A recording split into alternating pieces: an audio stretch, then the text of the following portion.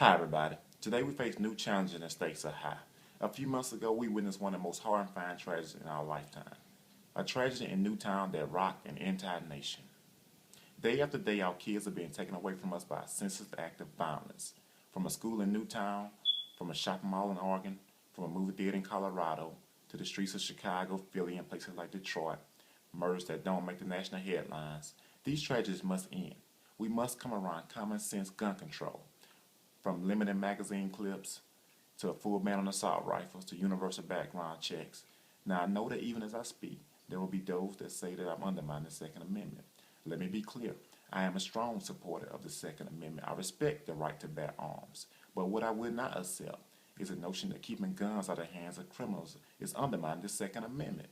What we as a nation cannot accept is the notion that banning military-style machine guns is undermining the Second Amendment. We have an obligation to protect our most sacred resources, our children. Our children is the greatest investment that we can make to the future. Now, if you think that having a 50-round clip is the most important thing, then go and make your case to the parents of Newtown that just buried 20 kids. Tell that to the parents that sitting around a dinner table with the empty chair around it. No one wants to take away anyone's guns. Go into the city of Newtown, or the city of Philly, Chicago, or Detroit, or any city that's been devastated by gun violence, and those people will tell you that they support the Second Amendment. They don't want anyone's guns, but what they do want is a vote. What they do want is for our congressional leaders to act. What they don't want is for the special interest in Washington spending millions of dollars to undermine gun legislation that will protect our kids. What they don't want is the NRA lobbyists in Washington spending millions of dollars to influence our politicians to undermine gun legislation that will protect our kids.